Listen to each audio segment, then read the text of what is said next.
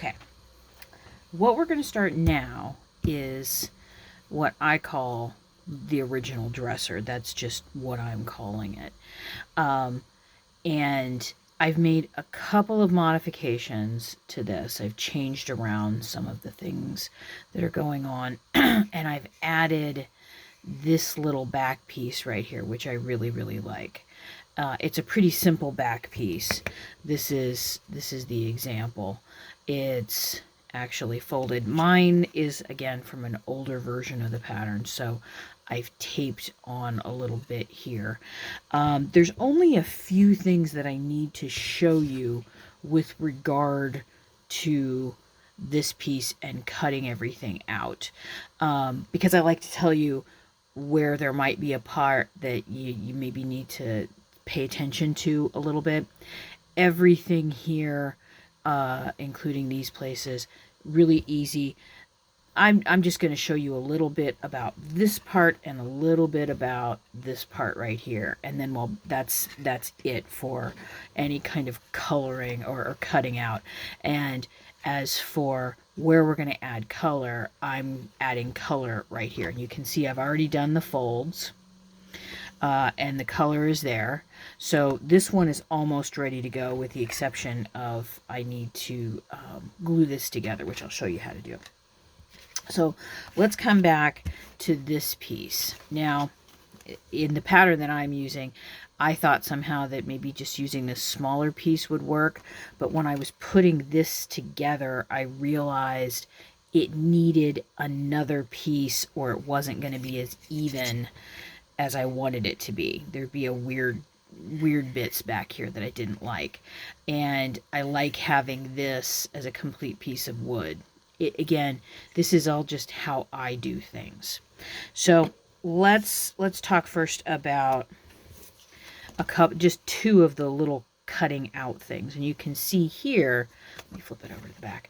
You can see I've already cut the long piece first, and then I've come in very carefully and done these little short pieces. And there's a reason why I do it that way. It makes it a lot easier to cut these short pieces out, and things come out a bit easier. And again, I changed my blade before I started working. So I've looked here, and I've got everything cut on the top. I just need to do these little bottom pieces. Now, because these are a little longer than 1 centimeter, I want to cut these out with my knife and then pull these away. That's one of the reasons why I cut these in this particular order.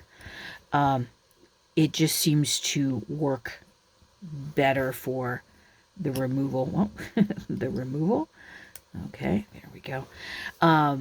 For the removal of the pieces. So that's the long one, then the little short ones, and then the longer pieces on the bottom.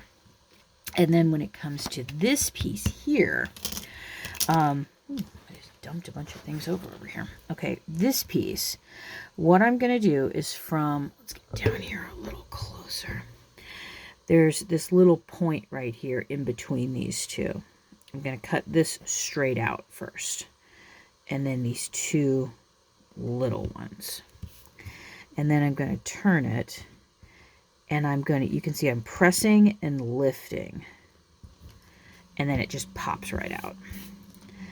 Okay, let's do this again over here. Press, lift, press, lift, press, lift, and it pops right out.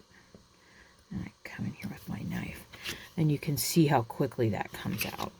So let's try that again. Middle one first, and then the two little ones on each end, and then I turn it. And I want you to notice that when I'm cutting things out, I'm turning the piece so my cut is at best advantage. I think sometimes if you're not used to working with these sorts of tools or making things like this, it may not occur to some folks that you can just turn things as you need to. Now, on the chance that you end up with needing to kind of graft a piece on. Now, we talked about in one of the last videos how I could take a piece and like you can overlap and glue down. I don't want to do that here because I want them to remain as flat as possible. Now, I'm going to be, I need to put them butt to butt. And butt them up against each other. Butt to butt. Can't believe I just said that. I'm going to put them butt to butt. And because of that, I'm going to go in here. This isn't very straight. And that's going to bug me. So let's get that off of there. Okay, now let's try this. Oh yes, that's much better. Okay.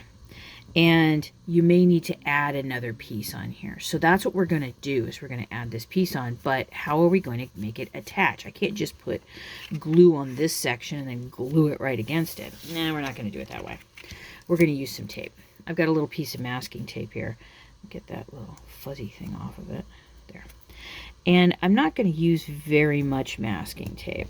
And it doesn't have to, I mean, masking tape is not a permanent solution to anything. So you can see here, I've only come in about 5 millimeters. And I'm going to flip it around and then just butt these up against each other and press down. Now I'm going to need to cut these little bits off. Now the way that I do that without having anything moving around on me, I could try to do it this way. It's not going to work. It's going to end up pulling. So I'm going to put one finger here. You shouldn't be pointing at it. One finger here and laying this taut, and this thumb is holding everything down. And then just carefully with a sharp blade coming across. Let's do that again. So I got my thumb down, finger here, and I sometimes need to bring the thumb in a little closer because I really just don't want this to show so much on the back. You can kind of see it's, if it would focus, no focus. It kind of disappears. It's pretty thin. And then I'm going to take this side of my bone folder and just make sure it's going to stay down. And now we can go ahead and do the fold here. I waited to do the fold here until I had that piece secured on the other side. Okay. Okay. You can see I can look on the other side. There's the fold. And then press in the middle and fold over. Now you're probably thinking, hey, wait a minute. This is too long. Yeah, we know it's too long. But let's see. Yeah, that's the right length. What I'm going to do is, now that this is folded, I can take this, I can take my straight edge, and you know what? I could cut that, but I'm going to wait until it's glued. That's a better choice. So let's get some glue going on here. Do you remember in the previous video where I talked about placing pieces that are need to be glued kind of flat underneath something like a book? This is one of those instances where having something to place this under is a good idea. Because this is a larger piece, it may warp a little bit. So I'm really going to take advantage of my little book over here, my heavy book, and I'm going up and around. Okay, and then I'm going to fold it down. That way, when I make this cut, it's going to be really clean. Okay, now if I want to press this down a little bit more, always put something over top, even if it's just a single sheet of paper, because you don't want to scrape anything here or make any marks. So what I'm going to do now is I'm going to put this underneath, well, I think I'm going to stick it underneath my mat. I have a mat here and I'm always leaning on things, so I'm going to do that. Now, in the next part of the video, let's see. Well, wait a minute. Let's see. I want to show you how I do the folds here. Now, when you're Let me first get the rest of these out. I reached around and was going to try to pull the cap off. That was not a good idea. I want to show you how I do these folds. These folds on this piece and the subsequent 3 other dressers, which are all modeled after this same pattern, they just have different lengths of legs and different amounts of drawers, etc. Oh, that doesn't want to come out. So there's, you know, I can show you here rather quickly how these go together, and then in these subsequent videos, these won't be like, you know, brand new rules or anything. So here, it's time to start doing the folds. Now, the heck? These pieces here, these little legs, can sometimes wiggle around on you. Remember when we were doing the chair and I was cautioning you to be very careful when you were doing the folds on these because sometimes they move. So here's my bone folder. I'm going to position this just a little bit to the side. Okay, that looks good. I'm going to press this and hold this. See, I'm going to put my thumb right there on that leg because it's going to have a tendency to move back and forth a little bit. And if you're pressing down hard enough with your thumb here, it's not going to move. And these are all the way across. It's just 4 of them. It's nice because you kind of have, up here, you kind of have a bit of a guide for how far you should come in to do your fold. Oop, that started to wiggle. And you can see, remember, check on the back. You continue doing those across. Now, this also needs to be folded in. I'm not exactly sure why I did not add in a dotted line there.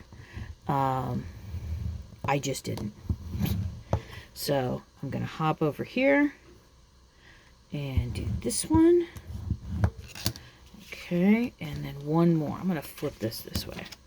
You can see this piece of folded white paper that I've been using. I've been using it quite a bit to the point where I've pushed on it so much it's starting to warp up. And there's something being delivered outside, so if you hear anything like that, that's what that is. Big truck going by. Okay. And then, if you want, color the other side. But when it comes to folding these, it's super simple. I'm actually going to start with this one. Carefully, bring it up, press down, release, press down, release, and you can see it start to come together. I also do something where I'll put a finger behind when I'm pressing, just so I have something in the back of it. I don't know if I've talked about that at all. Now, you want to be careful when you're doing these folds. Not just press and release. Okay. Press and release. Press and release. And press and release. And you can see the piece comes together pretty quickly with the added piece that will be going on the back. Now, we're not going to be thinking about the back of this for a while, because what we're going to be doing in the next video is we're going to start adding some foam core, some foam pieces behind it that will give it a bit more structure, that'll help it hold up a bit more. And as always, if all you want to do is cut it out and glue it together, you be you. But I'm going to show you how I cut out the foam. And again, I don't do a tremendous amount of measuring. So I will see you in the next video for putting the foam together in here.